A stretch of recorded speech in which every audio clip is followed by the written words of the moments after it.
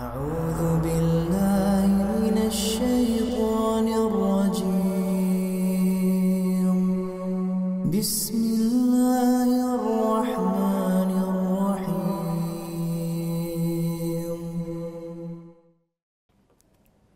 بسم الله الرحمن الرحيم.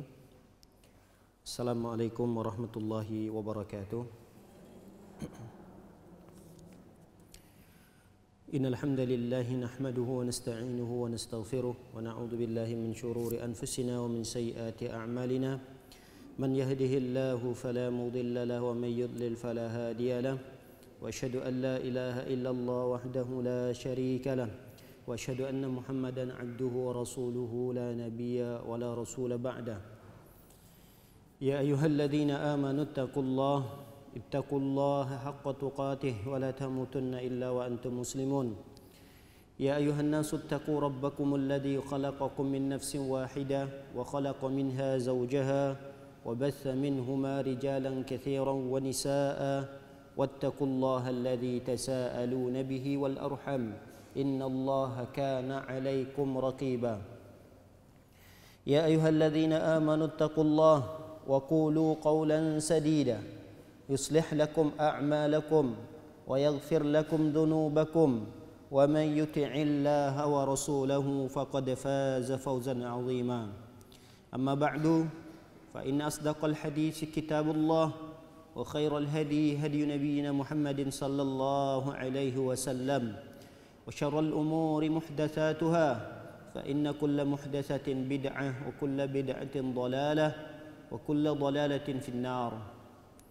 Masyiral muslimat, jamaah yang semoga kita selalu dalam lindungan dan penjagaan Allah Subhanahu wa taala. Alhamdulillah, kita bersyukur kepada Allah Subhanahu wa taala atas segala nikmat yang Allah berikan kepada kita, yang dengannya alhamdulillah kita bisa berkumpul dalam rangka menuntut ilmu syar'i. Semoga Allah Subhanahu wa taala memberikan kepada kita pemahaman dan dimudahkan untuk mengamalkan ilmu yang kita dapati. Salawat dan salam tak lupa pula kita aturkan untuk Nabi kita tercinta, Nabi Muhammad sallallahu alaihi wasallam. Semoga dengan memperbanyaknya kita salawat dan mengucapkan salam untuk beliau, kita termasuk umat beliau yang mendapatkan syafaatnya kelak pada hari kiamat. Amin ya rabbal alamin. Masyiral muslimat, hadirat yang dimuliakan oleh Allah Subhanahu wa taala. Insyaallah pada pagi yang berbahagia ini kita akan membahas tentang makna dari zikir yang setiap hari kita baca. Ada zikir-zikir harian yang mungkin sudah kita hafal zikir ini sejak kita kecil. Zikir ini sudah mendarah daging dan sudah hafal di luar kepala. Namun terkadang zikir itu tidak berkesan pada diri kita karena kita tidak paham yang kita ucapkan itu apa. Makanya tidak heran kalau kebanyakan dari doa yang kita minta kepada Allah itu tidak dikabulkan oleh Allah Subhanahu wa taala. Atau tidak heran doa kita itu kenapa pengabulannya lama sekali? Karena di antara sebabnya adalah kita berdoa, kita berzikir, tapi kita tidak paham apa yang kita minta. Kita berzikir kepada Allah tapi kita nggak paham apa yang kita ucapkan. Seakan-akan itu hanya seperti mantra yang dibacakan. Tahu mantra ibu? Mantra kalau ada dukun apa gitu. Kan biasanya sebelum dukun itu mengobati, dia baca mantra. Tapi mantra yang dia baca itu entah apa, nggak jelas. Mungkin kalau ditanyakan kepada dia arti dari mantra yang dibaca itu pun dia nggak tahu artinya apa. Nah, kita jangan seperti itu. Sebagai seorang muslimah, sebagai seorang muslim, Jangan sampai zikir harian yang sudah sering kita baca, tapi kita nggak paham apa yang kita baca. Subhana rabbiyal a'la wa bihamdi, itu sering kali kita baca. Subhana rabbiyal azim misalnya, sering kita baca itu. Pertanyaan besar pada diri kita, apakah zikir yang kita baca itu kita paham maknanya atau enggak? Jangan-jangan sama seperti orang yang baca mantra, hanya komat kamit mulutnya, tapi yang keluar dari mulutnya enggak paham. Nah, oleh karena itu kesempatan yang berbahagia ini kita duduk di rumah Allah Subhanahu wa taala akan membahas itu sampai ke depannya jika diberikan oleh Allah Subhanahu wa taala kesehatan dan umur yang panjang. Baik, para hadirat dimuliakan oleh Allah Subhanahu wa taala. Pada kesempatan kali ini kita akan membahas ayat kursi terlebih dahulu. Ayat kursi. Ayat kursi ini juga bagian daripada zikir harian. Bahkan zikir ini dibaca setiap kali selesai sholat. Setiap sholat 5 waktu, selesai 5 waktu, zikir bacaan ayat kursi ini tidak terlepas dari kita. Terkadang ayat kursi ini juga kita baca di pagi dan di sore hari. Bahkan ayat kursi ini juga kita baca sebelum kita tidur. Berarti ayat kursi ini adalah ayat yang tidak terlepas pada diri kita sebagai seorang muslim dan muslimah. Ayat kursi ini adalah ayat yang selalu membentengi dan membasahi lisan kita. Oleh karena itu, karena banyaknya ayat kursi ini dibaca oleh kaum muslimin, maka layaklah bagi kita untuk sedikit memahami kandungan daripada ayat kursi ini. Nah, sebab dinamakan dia ayat kursi karena satu-satunya ayat di dalam Al-Quran yang sekitar 6.000-an ayat dalam Al-Quran di 30 juz, itu penyebutan kursi hanya satu. Ya, di ayat kursi ini nanti ada wasi'a kursiyyuhus samawati wal ard. Wasi'a kursiyyu, kursi.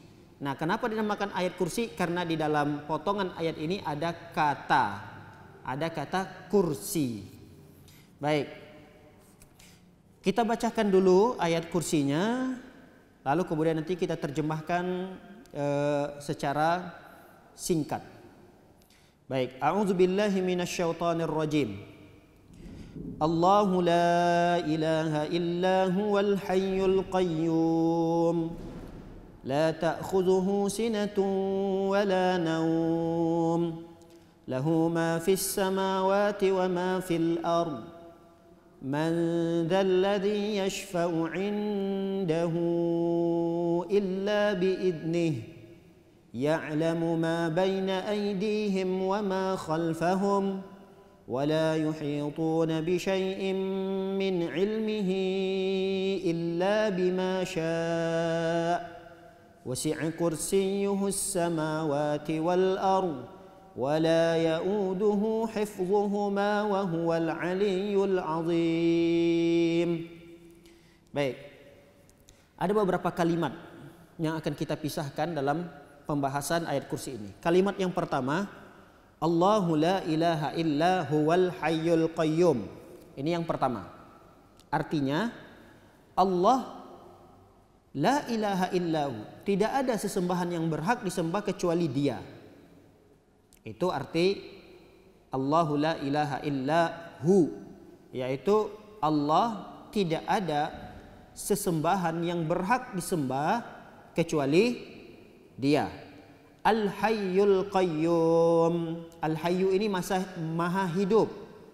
Al-Hayyu itu maha hidup. Dia Allah maha hidup. Al-Qayyum, dan Dia Allah maha berdiri sendiri. Maha berdiri sendiri itu maksudnya mengurusi segala sesuatu sendiri. Qayyum. La ta'khuzuhu sinatun wa la naum. Ini yang kedua. Ini adalah pembahasan yang kedua, atau kalimat kedua yang akan dibahas. La ta'khuzuhu sinatun wa la naum. Allah itu tidak pernah merasa sinatun. Sinatun itu ngantuk. Wala naum, dan Allah juga tidak tidur. Jangankan tidur, ngantuk saja Allah nggak pernah. Lahu ma fis samawati wa ma fil ard. Ini bagian yang ketiga, yaitu hanya milik Allah apa yang ada di langit dan apa yang ada di bumi. Yang keempat, man zalladzi yashfa'u 'indahu illa bi'izni. Man zalladzi, siapa yang bisa memberikan syafaat? Siapa yang bisa memberikan syafaat? Illa bi'izni. Ya tentunya Allah. Allah lah dia yang memberikan syafaat. Illa bi'izni, tapi kepada siapa yang Allah izinkan. Kepada siapa yang Allah izinkan. Ya'lamu ma baina aydihim wa ma khalfahum.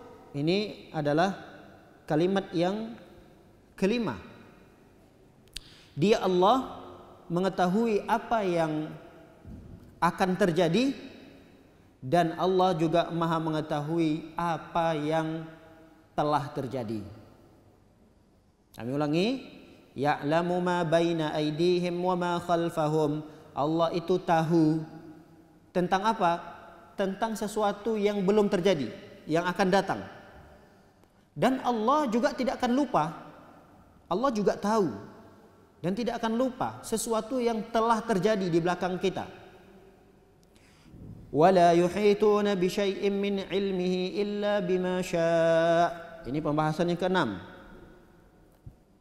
Tidak ada dari makhluk Allah, manusia, jin, iblis, malaikat, tidak ada yang meliputi pengetahuan Allah. Tidak ada sesuatu siapapun itu dari makhluk Allah yang mereka itu bisa meliputi ilmu pengetahuan Allah kecuali yang dikehendaki oleh Allah Subhanahu wa taala. Kemudian pembahasan yang ke-7, wasi'a kursiyyuhus samawati wal ardh. Dan kursi Allah itu luas, seluas langit dan bumi. Kursi Allah seluas langit dan bumi. Wala ya'uduhu hifzuhuma wa huwal aliyyul azim. Ini pembahasan yang keberapa? Ya, ke-8. Apa artinya? Wala ya'uduhu hifzuhuma. Tidak berat bagi Allah untuk menjaga keduanya. Menjaga keduanya apa ini, Bu? Apa? Langit dan bumi. Iya. Tidak berat bagi Allah untuk menjaga keduanya. Maksud keduanya di sini adalah langit dan bumi. Wa huwal aliyyul azim. Dan dia Maha Ali. Apa Ali? Apa Ali? Ali itu Maha tinggi. Azim, Maha agung, Maha besar. Baik. Nah, inilah secara singkat terjemahan daripada ayat kursi. Baik, kita akan bahas tema per tema yang sudah kita tandain tadi. Ada 8 berarti pembahasannya. Sebelum kita membahas, para hadirat dimuliakan oleh Allah Subhanahu wa taala, tema per tema yang sudah kita tandain, ada baiknya kita bahas dulu apa keutamaan ayat kursi ini.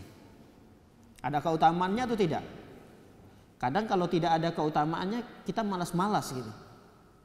Ngapain sih dikerjain, orang keutamaannya juga nggak terlalu hebat-hebat banget gitu. Kadang kan begitu.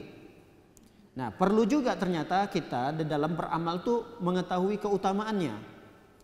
Supaya apa? Supaya kita semangat dalam mengamalkan itu. Kadang kenapa kita bermalas-malasan misalnya sholat duha? Karena kita nggak tahu keutamaannya. Kenapa kadang-kadang kita malas hadir di majelis ilmu misalnya? Ya karena kita nggak paham. Kita duduk itu ngapain? Keuntungan yang kita dapat apa? Apa sih manfaatnya? Nah, karena nggak tahu, banyak kita melalaikan amalan-amalan yang ternyata keutamaannya besar. Nah, oleh karena itu, sebelum kita memasuki pembahasan Dari ayat kursi ini ada baiknya kita juga harus tahu apa di antara keutamaan ayat kursi ini. Baik, keutamaan yang pertama dari ayat kursi ini, bahwa ayat kursi ini adalah seafdol-afdolnya ayat di dalam Al-Quran. Ini yang pertama. Bisa diulangi? Apa tadi? Seutama-utamanya, seafdol-afdolnya ayat di dalam Al-Quran. Di dalam Al-Quran itu kan ada 6.000 lebih ayat. Ada yang mengatakan 6.666 ayat, ada yang mengatakan 6.300 ayat. Intinya adalah 6.000 lebih ayat di dalam Al-Quran. Sekian banyaknya 6.000 itu, ternyata yang paling afdol, yang paling utama adalah ayat kursi ini. Dari mana kita mengambil dan tahu bahwa ayat kursi inilah seafdol-afdol ayat? Hadis Ubay bin Ka'ab. Hadis Ubay bin Ka'ab. Ketika itu Nabi Shallallahu Alaihi Wasallam bertanya, apa kata Rasulullah? Ayu ayatin fi kitabillahi a'zam. Ayat apa sih di dalam Al-Quran yang paling utama, yang paling agung? Ayat apa? Lalu dijawab oleh Ubay bin Ka'ab, Allah wa rasuluhu a'lam. Saya enggak tahu ya Rasulullah, yang tahu itu Allah dan Rasulnya. Faraddadaha miraran. Lalu Rasulullah SAW bertanya lagi kepada si Ubay bin Ka'ab radhiyallahu ta'ala anhu. Ayat apa yang paling agung di dalam Al-Quran? Dijawab lagi oleh Ubay bin Ka'ab, enggak tahu ya Rasulullah, yang tahu Allah dan Rasulnya. Diulangi lagi oleh Rasulullah. Diulangi supaya Ubay bin Ka'ab ini dia berpikir. Karena sekian ribu ayat yang dia sudah hafal, dia bingung ayat mana yang paling utama. Kan banyak nih ayat, ribuan. Dan Rasul SAW bertanya satu ayat, mana satu ayat yang paling afdal dalam Al-Quran. Ini kecerdasan Ubay bin Ka'ab. Pertama beliau mencoba menjawab dengan ucapan, ya karena tidak tahu ilmunya, beliau mengatakan Allah dan Rasulnya lebih tahu. Tapi Rasul tetap memaksa. Tebak aja gitu. Kalau salah tidak ada masalah, nanti diperbaiki oleh Rasulullah. Ditanya lagi oleh Rasulullah, ayo Ubay, mana ayat yang paling afdol dalam Al-Quran? Dijawab lagi, enggak tahu ya Rasulullah, Allah dan Rasulnya lebih tahu. Tanya lagi, terus diulang-ulang oleh Rasulullah.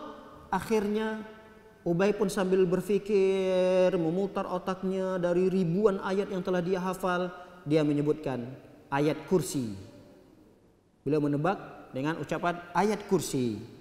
Lalu Rasul sallallahu alaihi wasallam mendoakan beliau, la yahnikal ilmu Abul Dzar. Selamat wahai Abu Dzar. Selamat, semoga Allah memberkahi ilmumu wahai Abul Mundhir. Maaf, bukan Abu Dzar. Abul Mundhir. Abul Mundhir ini adalah Ubay bin Ka'ab. Rasul mengucapkan selamat, semoga ilmunya diberkahi wahai Abul Mundhir. Walladzi nafsi biyadihi, demi yang jiwaku berada di tangan Allah, innalaha lisanan wa syafataini tuqaddisul malik inda sakil arsy.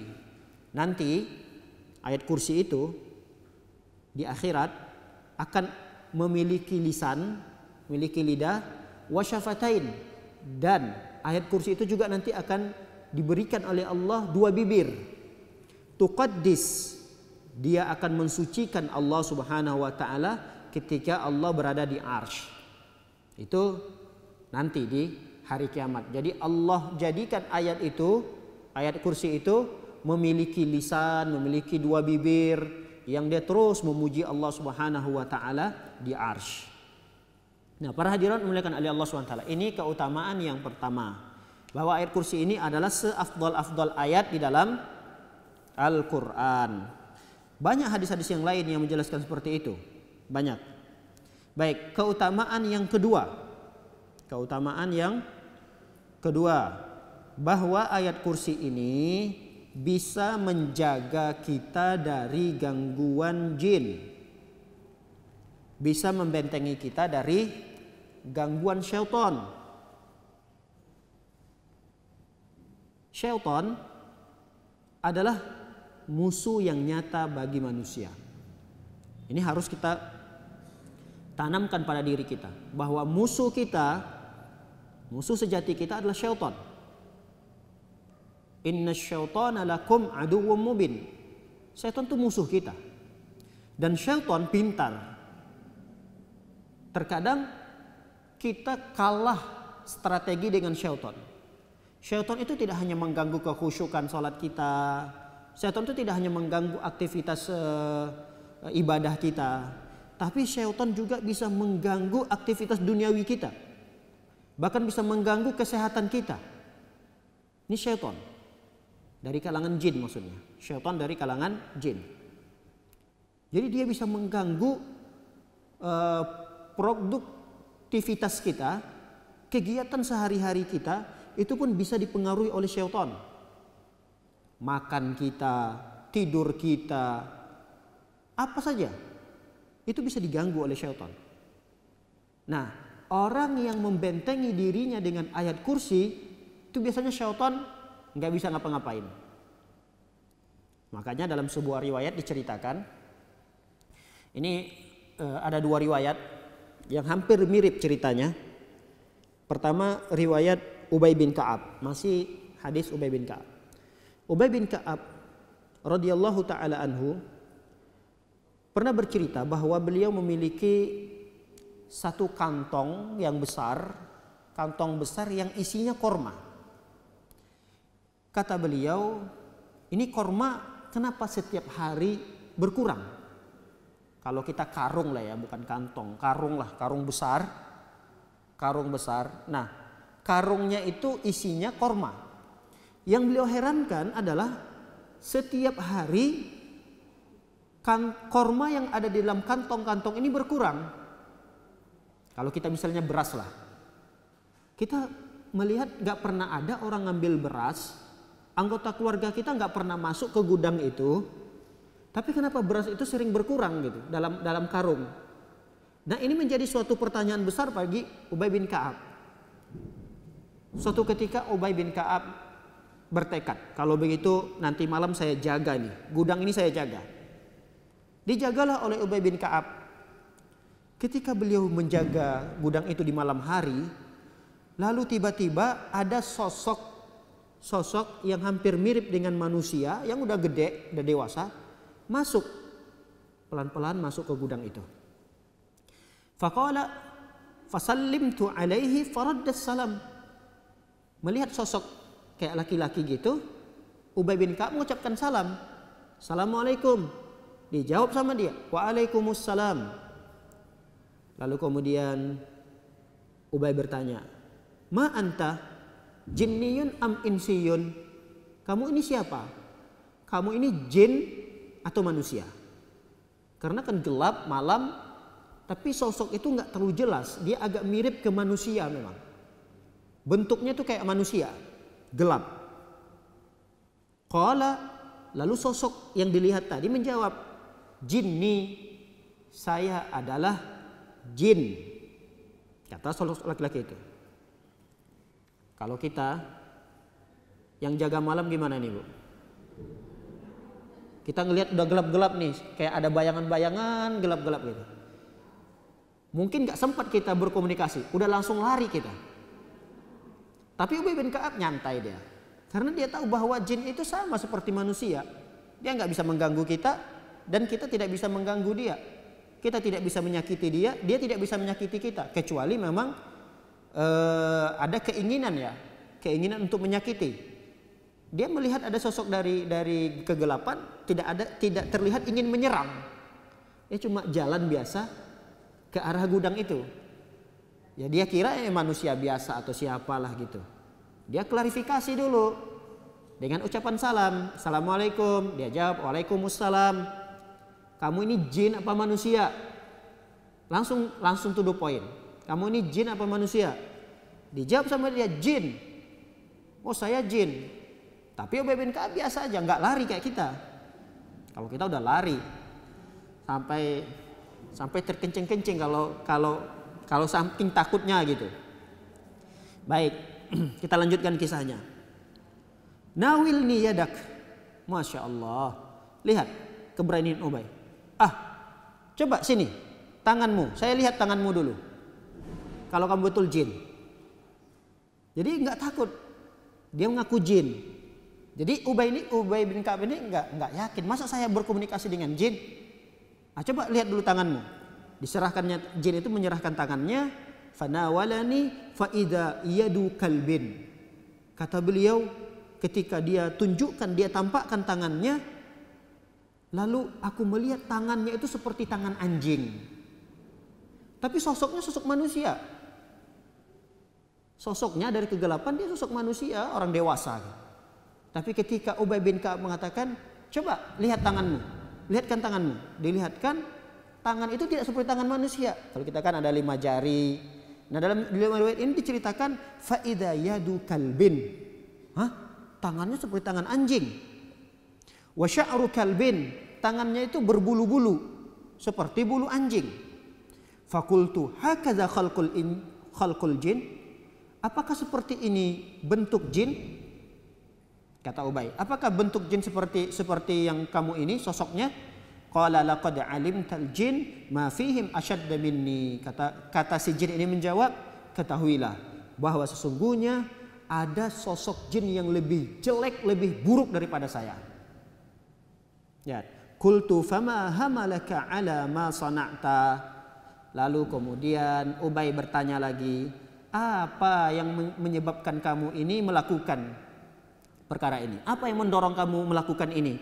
Jalan di malam hari, di malam-malam, kemudian ingin menuju suatu tempat gudang ini. Apa yang menyebabkan kamu melakukan ini? Lalu jin itu jujur menjawab, balaghani annaka rajulun tuhibbus sadaqah. Saya mendengarkan info bahwa kamu ini adalah sosok laki-laki yang suka bersedekah. Fa ahbabna an nusiba min ta'amika. Saya pengen dapat sedekah dari kamu juga berupa makanan. Berarti selama ini korma itu hilang, diambil oleh jin ini ternyata. Jadi kalau kita apa namanya, Bu? Tuyul ya. Berarti tuyul itu ada. Cuma jangan bayangkan tuyul itu seperti di film-film. Dia sosoknya kecil-kecil, anak-anak, ngambil lembaran uang gitu. Intinya jin itu ada. Apakah dinamakan tuyul ini, kayak tadi kan seperti sosok laki-laki, tangannya seperti anjing. Jadi berbeda karena kita tidak melihatnya. Ya sosok jin mengambil, mencuri itu ada. Jadi kalau kita sering kehilangan, ya bisa jadi itu diambil oleh jin. Kok tiap hari uang tabungan saya selembar hilang? Yang ditanya suami nggak tahu, nggak ngaku. Bukan nggak ngaku, memang nggak tahu. Tanya anaknya, nggak tahu. Tapi tiap hari lembaran itu hilang. Ya bisa jadi yang mencuri itu adalah jin. Dan jin itu sebenarnya dia nggak banyak-banyak ngambil. Kita uang 10 juta, punya 10 juta. Dia nggak ambil langsung 10 juta. Diambil selembar, kadang sedikit diambilnya. Sama seperti jin ini tadi. Kalau dia mau ngambil, ngapain nggak diambil satu karung itu sekalian? Udah nggak usah balik-balik lagi dia besok. Tapi dia tiap malam ngambil lagi dikit, diambilnya dikit. Nah, intinya jin itu sama seperti manusia. Artinya dalam masalah teknologi juga mereka seperti manusia. Kalau manusia nggak bisa membobol ATM, jin bisa tidak? Sama seperti manusia juga mereka. Mereka itu bingung juga mau buka mesin ATM itu gimana, mau masuk ke ATM itu gimana, nggak bisa. Makanya kenapa kok apa namanya istilah sekarang itu apa? Babi ngepet ya. Yang dicuri kenapa di rumah-rumah? Karena dia yang taunya uang yang tidak tersimpan, yang di dalam tempat yang rahasia. Dia tahu ada diselipin baju ini, ada di sini, dilihatnya ada orang nanti ngambil di sini yang punya rumah, oh di situ uangnya. Karena jin ini nggak tahu hal yang gaib. Nah kalau kita mau berpikir orang mau cepat kaya, dia kalau mau jadi babi ngepet, yang dicuri jangan rumah orang, tuh bank, berangkas bank itu kan mungkin ratusan juta isinya. Tuh ATM tuh bobol coba. Nggak bisa. Berarti kan mereka sama. Lemahnya seperti manusia juga. Kalau kita misalnya membuka ATM itu langsung buka dengan tangan kosong atau pakai apapun, entah itu palu atau apa, nggak bisa. Sama juga seperti mereka. Makanya jin ini jujur, saya tahu, dapat info bahwa kamu ini laki-laki yang dermawan, kamu suka bersedekah. Saya pengen bagian daripada itu, saya juga mau gitu. Saya mau. Baik. Lalu Ubay bin Ka'ab melanjutkan. Kita lanjutkan kisahnya sedikit lagi. Kata Ubay bin Ka'ab, "Faman ladzi yujiruna minka?" Kalau begitu, apa yang bisa melindungi kami dari keburukanmu? Lihat. Pertanyaan Ubay bin Ka'ab. Apa kata Ubay bin Ka'ab? Apa yang kami lakukan supaya kami terlindung dari keburukan jin? Lalu si jin itu menjawab, ayat kursi. Apa? Ayat kursi. Nah, karena ini adalah ilmu baru pada Ubay bin Ka'ab, tentu Ubay bin Ka'ab nggak langsung percaya. Emang siapa dia? Dia pengen mengajarkan saya untuk mengamalkan ayat kursi supaya terlindung dari gangguan jin. Dia siapa? Dia nabi emang? Saya nggak percaya. Kata Ubay bin Ka'ab, kira-kira seperti itulah. Keesokan harinya Ubay bin Ka'ab menemui Rasul Sallallahu Alaihi Wasallam. Beliau pun bercerita kepada Rasulullah, ya Rasulullah, cerita dari awal sampai Z. Ketemu dengan sosok jin tadi. Tapi yang menjadi pertanyaan besar Ubay bin Ka'ab kepada Rasul SAW adalah jin ini memberikan amalan. Amalannya untuk membaca ayat kursi supaya terhindar dari gangguan jin. Lalu Rasul Sallallahu Alaihi Wasallam menjawab, "Shadaqal khabith." Khabith itu jin atau jin yang buruk itu, dia benar. Dia jujur. Artinya amalan itu disetujui oleh Rasul Sallallahu Alaihi Wasallam bahwa ayat kursi itu bisa melindungi seseorang dari gangguan jin. Jadi kalau ibu ingin terhindar dari gangguan jin, maka amalkanlah bacaan ayat kursi ini supaya terhindar dari gangguan jin. Jadi jin itu bisa mengganggu, kadang-kadang bisa menakut-nakuti kita. Apalagi model kita ini orangnya takutan. Wah, tambah menjadi-jadi dia. Apalagi kalau kita di rumah sendirian, di kamar, tiba-tiba kayak ada orang di dapur ya. Kadang ada suara piring, ada suara ngetok-ngetok, ada suara buka lemari es. Oh, semakin takut kita. Oh, semakin diganggu-ganggu sama dia. Tapi kalau kita biasa aja, dia kan makhluk Allah juga. Nah, dia paling menakut-nakutin saya. Baca aja ayat kursi. Atau ajak ngobrol kayak Ubay bin Ka'ab tadi. Berani, Bu? Woi, di sana kamu jin apa manusia? Gitu. Coba tampakkan dirimu. Saya jin. Wah, udah. Saya nggak percaya. Coba lihat tanganmu, gitu. Berani, Bu? Coba lihat tanganmu dulu. Oh iya, kamu beda nih, manusia tangannya beda. Nah, kalau berani, kalau nggak berani ya baca aja ayat kursi. Mudah-mudahan dia langsung lari dari rumah kita. Baik, ini keutamaan ayat kursi yang kedua. Ada memang satu riwayat lagi yang senada ya, yang hampir mirip lah dengan kisah ini, tapi pada sahabat yang berbeda. Kalau yang tadi pada riwayat Ubay bin Ka'ab, kalau ini terjadi pada sahabat Abu Hurairah radhiyallahu taala anhu. Abu Hurairah pernah ditugaskan oleh Rasul sallallahu alaihi wasallam untuk menjaga Baitul Mal. Baitul Mal itu tempat penyimpanan harta negara. Jadi ada tempat gudang khusus, di situ tempat penyimpanan harta negara. Isinya itu kadang ada emas, ada ini. Termasuk yang dijaga oleh Abu Hurairah itu yang ditugaskan adalah menjaga harta zakat. Zakat fitrah. Orang berzakat fitrah gandum, udah banyak di situ. Taruhlah di gudang itu. Ada yang berzakat misalnya korma, taruh di gudang itu. Nah, Abu Hurairah ditugaskan untuk mengawasi gudang ini. Di malam pertama Abu Hurairah ngawas, apa tuh, menjaga. Kalau kita di sini security-nya atau satpamnya, beliau tugasnya begitulah. Ditugaskan oleh Rasulullah SAW langsung. Lalu Abu Hurairah bertugas di malam pertama. Ada sosok laki-laki yang tidak dikenal datang diam-diam mengambil gandum. Ketangkap oleh Abu Hurairah. Ditangkap oleh Abu Hurairah. Lalu Abu Hurairah mengatakan, saya akan laporkan kejadian ini ke Rasulullah. Saya harus angkat perkara ini ke Rasulullah SAW. Besok saya akan laporkan kamu. Ditangkap oleh Abu Hurairah, mau diikat. Tapi si laki-laki itu mohon-mohon dengan Abu Hurairah. Mohon Abu Hurairah, lepaskan saya mengambil ini karena terpaksa. Saya punya keluarga, saya punya anak, di rumah belum makan. Kasihan Abu Hurairah. Kata Abu Hurairah, karena kasihan berarti dia ngambil ini alasannya memang untuk makan, untuk keluarganya. Dan dia ngambil juga sekedarnya.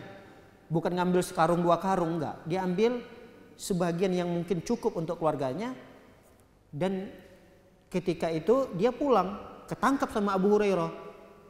Dilepaskanlah oleh Abu Hurairah karena alasannya memang terpaksa. Baik, besok ketemu sama Rasulullah. Rasulullah tahu karena Rasul mendapatkan wahyu. Apa kata Rasulullah bertanya kepada Abu Hurairah? Karena Abu Hurairah nggak lapor nih, nggak lapor ke Rasulullah kejadian tadi malam. Tapi Rasul tahu. Apa kata Rasul bertanya kepada Abu Hurairah? Madza fa'ala asiruka? Wahai Abu Hurairah, kamu tadi malam menangkap seseorang. Apa yang dilakukan oleh seseorang itu? Dijelaskan oleh Abu Hurairah, saya lepaskan ya Rasulullah. Kata Rasulullah, nanti malam dia datang lagi. Kata Rasulullah, nanti malam dia datang lagi. Oh, siap-siap lagi Abu Hurairah, jaga lagi. Jaga. Ternyata benar, orang yang sama datang dan ditangkap oleh Abu Hurairah. Ketika Abu Hurairah mengancam, kali ini saya akan laporkan ke Rasulullah. Kata laki-laki tersebut, tolong wahai Abu Hurairah, jangan laporkan ke Rasulullah. Lepaskan saya. Saya ngambil ini untuk makan keluarga saya. Keluarga saya belum makan. Lalu kemudian ibah lagi. Abu Hurairah kasihan melihat dia. Dilepaskan lagi oleh Abu Hurairah yang kedua kalinya. Besok bertemu dengan Rasulullah. Wahai Abu Hurairah, apa yang dilakukan oleh tawananmu tadi? Kan ditawan nih, udah ditangkap oleh Abu Hurairah. Apa yang dilakukannya? Sama ya Rasulullah, dia mengambil bagian korma, bagian gandum untuk keluarganya ya Rasulullah. Lalu kemudian saya lepaskan. Kata Rasulullah, nanti malam dia datang lagi. Dijaga lagi oleh Abu Hurairah yang ketiga kali. Ini malam yang ketiga berarti. Ternyata sosok yang sama datang lagi, mencuri lagi, ditangkap oleh Abu Hurairah. Ketika ditangkap oleh Abu Hurairah sudah bertekad. Pokoknya kali ini saya tidak akan lepaskan. Kali ini saya akan tangkap kamu, kata Abu Hurairah. Saya akan laporkan ini ke Rasulullah. Ini tekad yang begitu besar pada diri Abu Hurairah. Tapi Abu Hurairah masih terpengaruh oleh sosok laki-laki ini. Kata laki-laki ini, wahai Abu Hurairah, maukah engkau aku berikan sebuah amalan? Di sini diceritakan, maukah engkau saya berikan sebuah amalan yang amalan itu apabila dibacakan atau diamalkan, maka engkau akan terhindar dari gangguan jin dan engkau akan mendapatkan penjagaan dari Allah Subhanahu wa taala. mendengar iming-iming dari yang seperti itu, Abu Hurairah terkagumi, diiming-iming dengan sebuah ilmu. Akhirnya terlena Abu Hurairah. Baik, apa itu amalannya? Kalau engkau berikan amalan itu, saya akan lepaskan kamu. Nah, karena Abu Hurairah tadi saking senangnya dengan satu ilmu yang diberikan tadi, dia tanyakan, apa itu? Nah, dijelaskanlah oleh sosok laki-laki itu. Kata sosok laki-laki itu mengatakan, "Idza awaita ila firashika faqra ayatal kursi." Kamu kalau mau istirahat malam, mau tidur malam, mau ke kasur nih, sudah rebahan di kasur atau pokoknya sudah berada di kasur sekitar tempat mau istirahat, faqra ayatul kursi. Jangan lupa baca ayat kursi. Hatta selesai, sampai selesai pokok ayat kursi itu dibaca. Fa innaka lan tazal 'alaika minallahi hafiz. Kalau engkau lakukan itu, maka di malam itu Allah akan senantiasa menjagamu. Jadi tidurnya kamu itu akan selalu dalam penjagaan Allah Subhanahu wa taala. Wala yaqrabannaka syaitan hatta tusbih, dan syaitan manapun tidak akan bisa mendekatimu. Jadi syaitan itu kadang bisa ikut tidur sama kita, Bu. Makanya ada sunnahnya kalau kita sebelum tidur rebahan itu, apalagi kasur itu agak lama ditinggal. Misalnya 3 jam, 4 jam. Lalu kita mau rebahan, jangan langsung rebahan. Baca dulu bismillah, terus dikibas ya gitulah pokoknya. Pakai apa aja? Pakai kain kah? Pakai apalah gitu. Ya buat formalitas gusir dia aja. Karena kalau kita sudah pergi, dia di situ. Nah, kadang kita sudah rebahan, lupa nih baca ayat kursi, bisa jadi dia ikut tidur sama kita. Jangan sampai ada orang yang tidur sama jin. Artinya jin itu, ibu-ibu sekalian, bisa melakukan aktivitas yang dilakukan oleh kita. Dan dia seringkali ikut serta sama kita. Kita makan, lupa baca bismillah, ternyata dia ikut makan juga. Ini kita langsung saking laparnya nih lah. Yang laparnya kita ambil makanan di atas meja, langsung kita makan. Nah, yang makan itu bukan kita aja ternyata. Jin juga ikut makan. Kenapa? Karena kita makan tidak baca bismillah. Sama ketika kita masuk rumah nih, lupa mengucapkan bismillah. Ya kadang kan kita masuk cuma assalamualaikum doang. Assalamualaikum. Ya itu memang suatu hal yang dianjurkan. Tapi jangan lupa baca bismillah setelah atau sebelum ucapkan salam. Nah, sebelum masuk kita rumah itu baca bismillah. Supaya apa? Supaya jin-jin yang ikut kita di jalan, yang mungkin ketemu rumah kita, dia pengen nginap di rumah kita, nggak bisa masuk. Kenapa? Karena kita baca bismillah. Bismillah. Ketika kita baca bismillah, udah dia nggak bisa masuk. Wah, jin itu kan bisa makhluk halus. Dia bisa masuk jendela, bisa masuk ini. Selama kita sudah baca bismillah, rumah itu seakan-akan terbentengi dari jin tersebut. Nah, para hadirat yang dimuliakan oleh Allah Subhanahu wa taala, kita lanjutkan hadis Abu Hurairah tadi. Kata jin itu memberi iming-iming sehingga terlenalah Abu Hurairah tadi. Dengan begitu dia melepaskan jin tersebut. Apa amalannya? Baca ayat kursi sebelum tidur. Kalau kamu baca ayat kursi sebelum tidur, Allah akan menjagamu dan tidak ada syaitan manapun yang akan mendekatimu. Akhirnya karena sudah mendapatkan ilmu yang luar biasa dari jin tadi, dilepaskanlah. Udah, pergilah kamu. Besok ketemu sama Rasul sallallahu alaihi wasallam. Bertanya Rasulullah, "Wahai Abu Hurairah, apa yang dilakukan oleh tawananmu tadi malam?"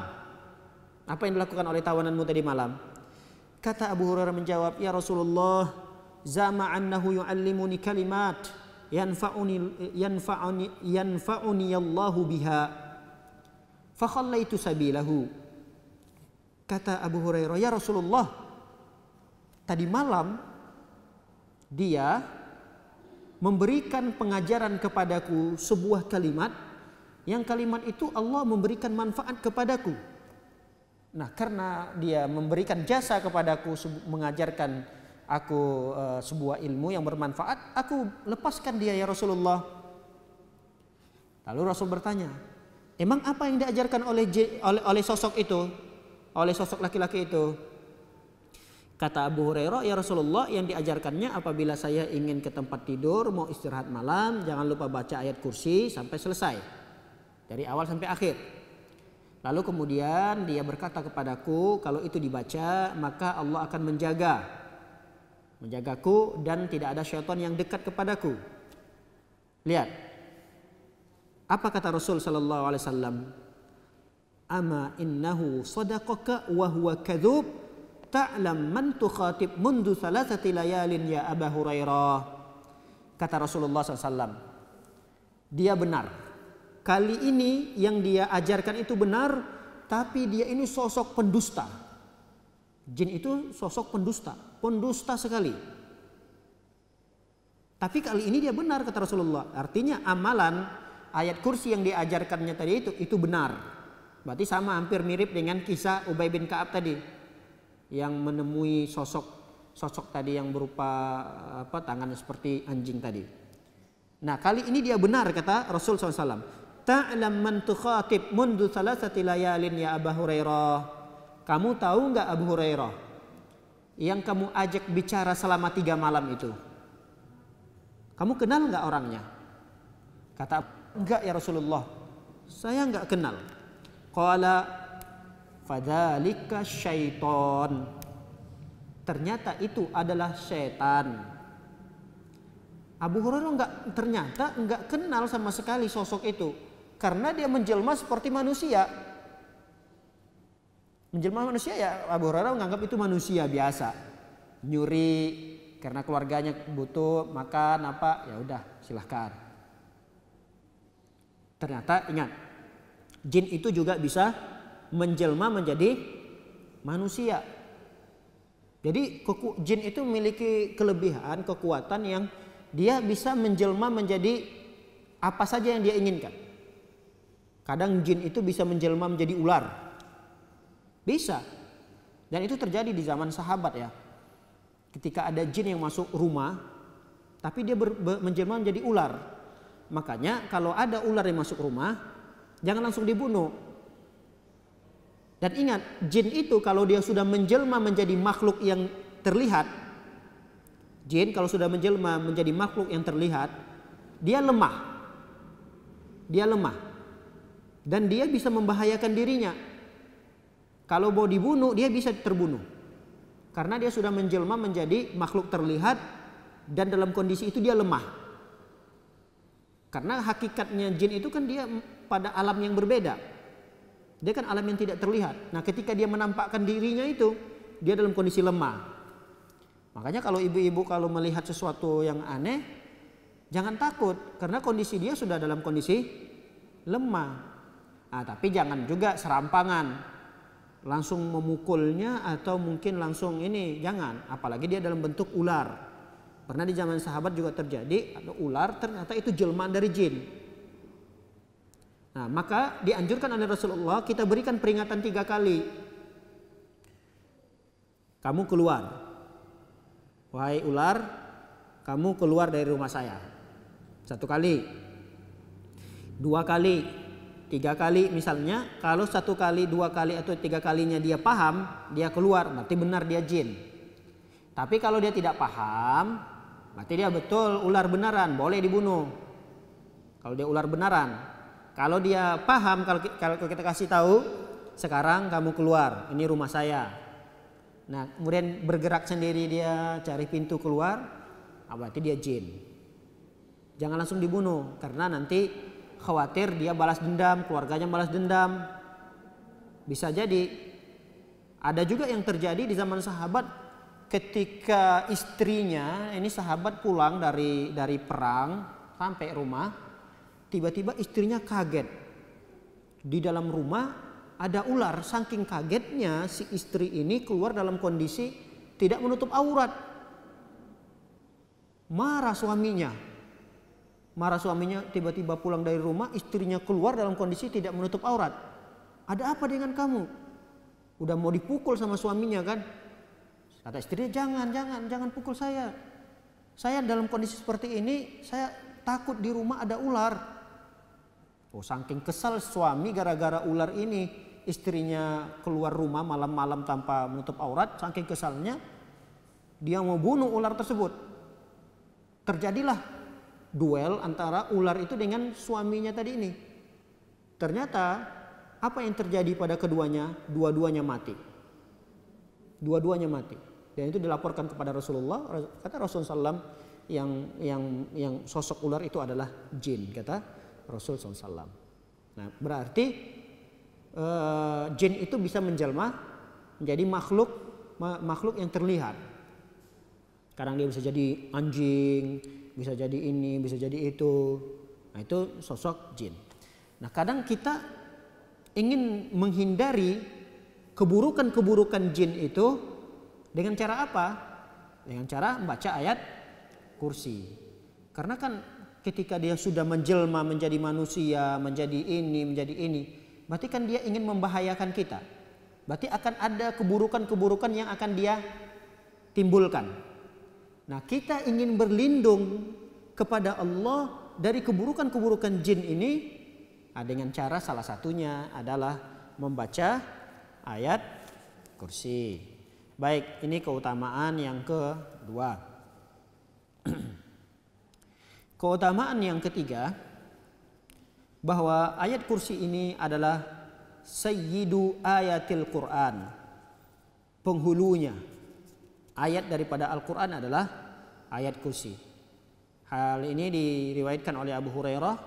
Rasulullah SAW bersabda, suratul Baqarah fiha ayatun sayyidatu ayatil Quran.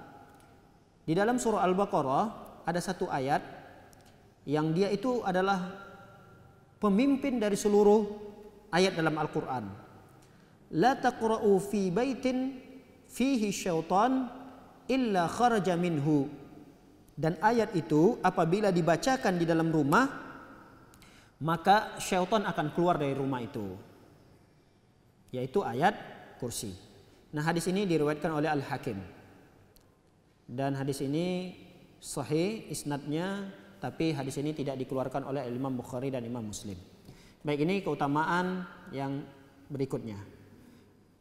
Keutamaan yang berikutnya bahwa ayat kursi ini adalah a'zamu ayatin fil Quran, yaitu ayat yang paling mulia, ayat yang paling agung di dalam Al-Quran. Nah, yang terakhir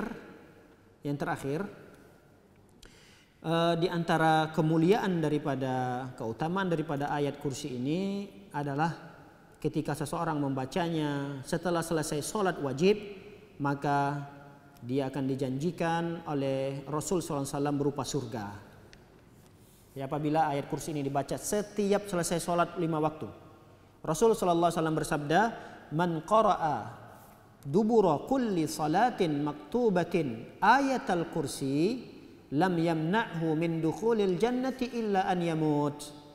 Siapa orang yang membaca ayat kursi setelah selesai sholat yang 5 waktu, sholat wajib, lam yamna'hu min dukhulil jannah, tidak ada yang bisa menghalanginya untuk masuk surga. Tidak ada yang bisa menghalanginya untuk masuk surga kecuali kematian. Jadi seorang itu nggak mungkin dia bisa masuk surga kecuali dia harus mati dulu. Nah, ini keutamaan yang luar biasa. Makanya jangan sampai ditinggalkan oleh seseorang. Sesibuk apapun pekerjaan rumah, sehabis sholat usahakan ayat kursi ini jangan ditinggalkan. Karena ini zikir yang dibaca setiap selesai sholat 5 waktu. Zuhur nanti, habis kita assalamualaikum, ya sempatkanlah sesaat zikir pendek. Termasuk diantara zikir yang jangan ditinggalkan itu adalah ayat kursi ini. Karena ketika kita membaca ini dan ingin mendapatkan keutamaan ini berupa janji Rasul Sallallahu Alaihi Wasallam surga. Karena kalau dia membaca ini tidak ada yang dapat menghalangi dia dari surga. Nah, itulah bacaan daripada ayat kursi dibaca ketika selesai sholat yang 5 waktu. Para hadirin dan hadirat dimuliakan oleh Allah Subhanahu Wa Taala, kita masuk kepada kalimat yang pertama dari ayat kursi, yaitu Allahu la ilaha illahu al-hayyu al-qayyum. Ini kalimat yang pertama dari al-kursi. Baik, Allahu la ilaha illahu al-hayyu al-qayyum. Allah kita sudah paham makna Allah itu apa. La ilaha, la artinya tidak. Ilaha artinya apa? Ilaha itu artinya ma'bud, yang disembah. Yang disembah. Yang disembah itu banyak atau tidak? Banyak. Iya atau tidak? Banyak sekali yang disembah.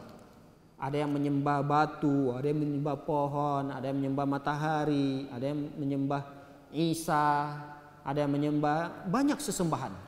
Nah, itu namanya ilah. Itu namanya ilah. Tapi Allah itu adalah sesembahan yang berhak untuk disembah.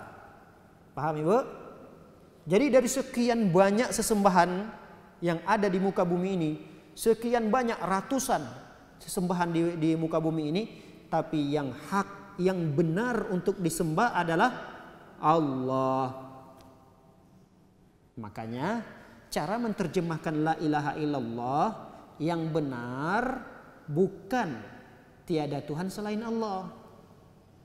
Karena ada kekeliruan kalau kita menerjemahkan la ilaha illallah dengan terjemahan yang umumnya biasa kita dengar, tidak ada Tuhan selain Allah. Kurang penerjemahan seperti itu kata para ulama. Jadi yang benar adalah penerjemahan la ilaha illallah, tidak ada Tuhan yang berhak, tambahkan, yang berhak disembah kecuali siapa?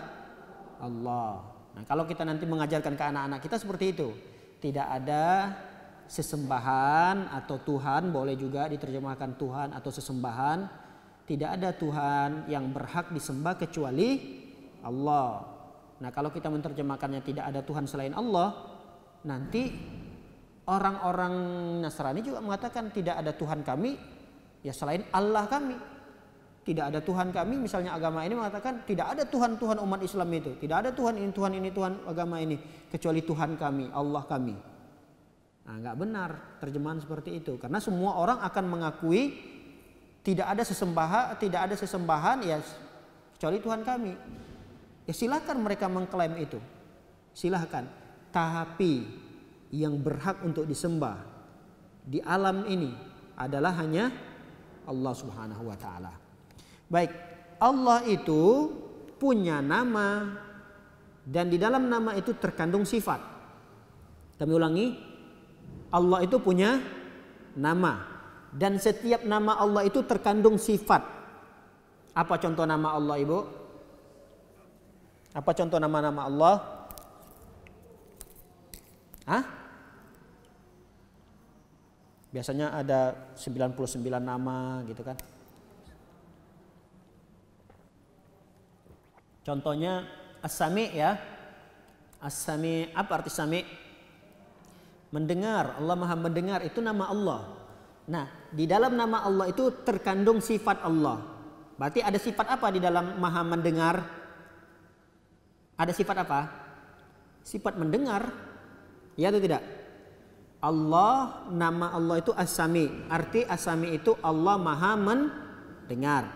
Apa sifatnya? Sifatnya mendengar. Allah Maha melihat, Al-Basir. Allah Al-Basir. Allah Maha melihat. Berarti apa sifat Allah di situ? Melihat. Baik, kita lihat Al-Hayyu Al-Qayyum. Al-Hayyu. Al-Hayyu ini nama Allah. Apa artinya? Maha hidup. Berarti Allah punya sifat apa itu? Hidup. Allah itu hidup. Al-Qayyum. Allah itu berdiri sendirinya. Al-Qayyum. Al-Qayyum itu maksudnya berdiri sendirinya, mengurusi segala yang ada di alam ini, Allah sendiri yang mengurusinya. Urusan-urusan yang ada di muka bumi ini, dari manusianya, hewannya, pepohonannya, ada yang lebih besar daripada itu. bumi ini, langit, planet-planetnya itu kan berjalan, itu kan mereka bergerak. Siapa yang mengurusi itu? Allah. Itulah yang disebut dengan Al-Qayyum. Itu disebut dengan Al-Qayyum. Jadi tegaknya alam ini itu karena adanya nama Allah Al-Qayyum ini. Adanya sifat Allah yang mengurusi segala sesuatu yang ada di muka bumi ini. Termasuk kita. Siapa yang menyebabkan kita ngantuk, Bu? Emang bisa kita datang ngantuk sendiri gitu aja? Siapa yang menjadikan kita bisa tidur? Siapa yang membangunkan kita? Siapa yang berikan rezeki kepada kita?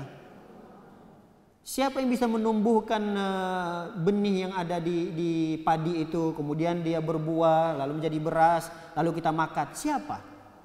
Allah. Itulah Al-Qayyum. Itulah Al-Qayyum.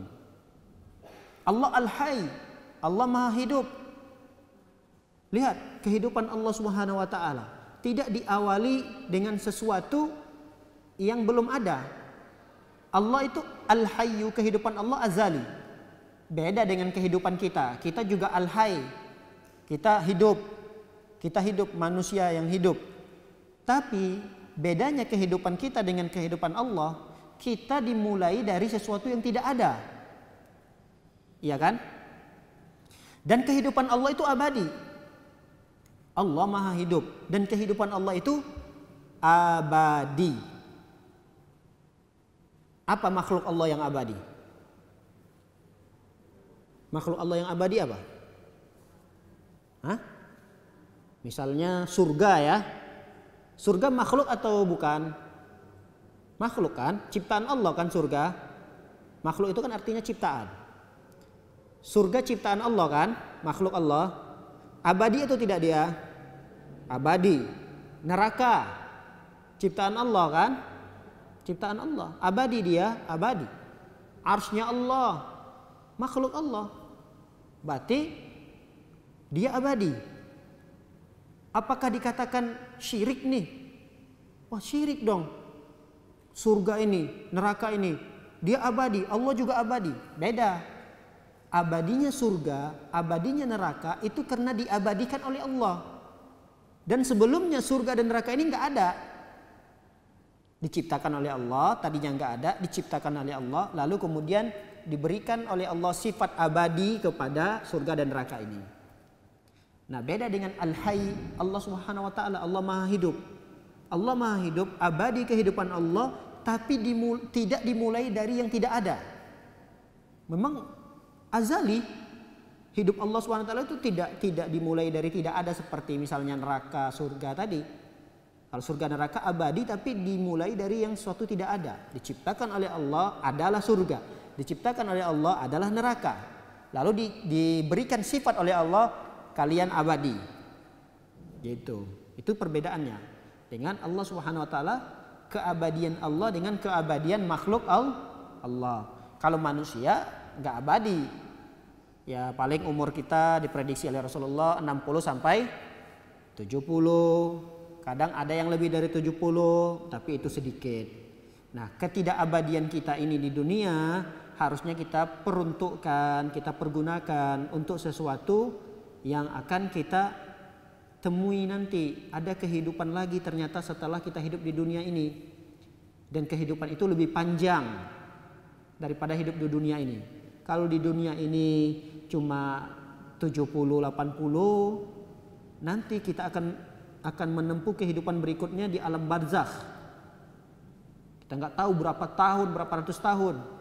Setelah di alam barzakh, semua manusia mati, lalu dikumpulkan lagi oleh Allah. Ditiuplah sangkakala, dihidupkan lagi oleh Allah. Sangkakala pertama, kiamat terjadi, hancur semuanya alam ini. Lalu kemudian ditiupkan sangkakala yang kedua, tumbuh lagi manusia, hidup kembali manusia, dikumpulkan di padang mahsyar. Di padang mahsyar itu bukan setahun 2 tahun, seharinya saja 1000 tahun. Itu baru seharinya di akhirat. Oleh karenanya kehidupan kita manusia ini kehidupan yang singkat sekali di dunia ini. Maka kalau kehidupan kita yang singkat ini kita habiskan pada perkara-perkara yang tidak penting, yang tidak bermanfaat, rugi kita nanti. Rugi. Seharusnya kehidupan yang singkat ini kesempatan kita untuk mengumpulkan bekal yang banyak, karena kita akan melanjutkan perjalanan yang lebih jauh lagi. Kalau kita punya bekal sedikit, perjalanan kita masih panjang, bisa jadi apa kita nanti di perjalanan gitu. Kita mau pergi nih misalnya ke Aceh, jauh nih ke Aceh.